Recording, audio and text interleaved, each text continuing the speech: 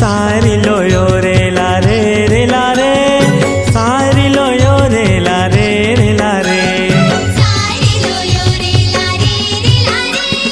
सारी लो यो रे ला रे रे ला रे। सामूहिक नृत्य, उसके बाद एकल नृत्य कुमारी आरती लेझारे, ग्राम छुरिया,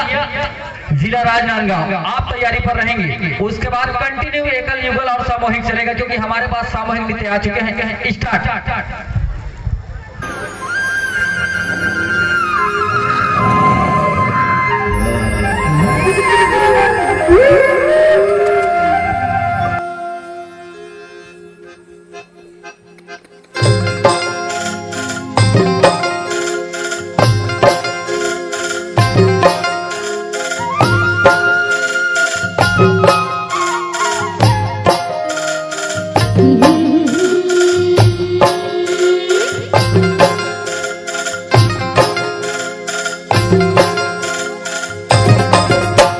सारी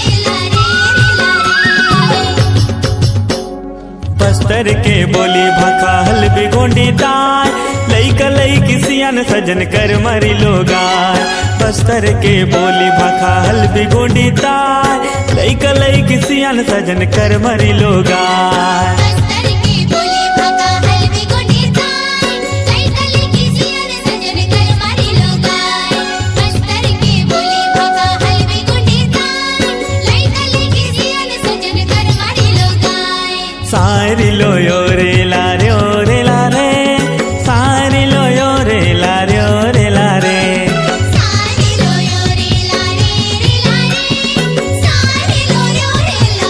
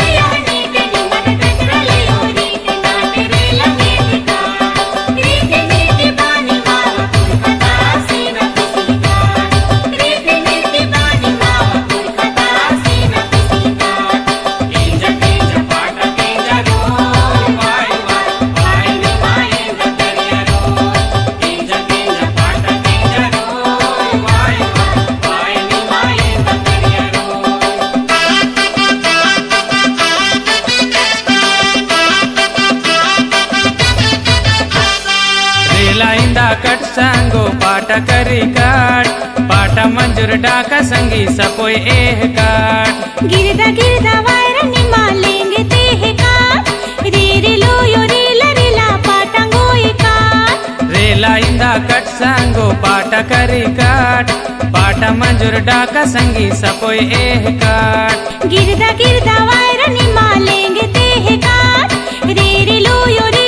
ला पाटांगोई काट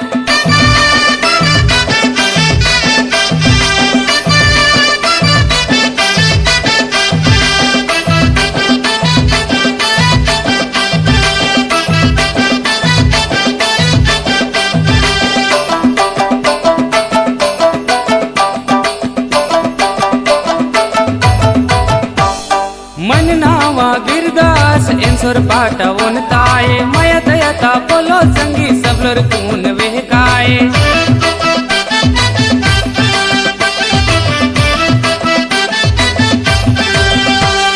मन नावा गिरदास इंसुर पाटा वन ताये मयत यता पोलो संगी सबलर कून वेहकाये जिंदगी में सबर संग गिरता भी गिराए सुख दुख ताय बेरानी मां दुसरन काम वाई रे रे लोयो रे ला रे रे लोयो रे ला रे लोयो रे ला रे रे लोयो रे ला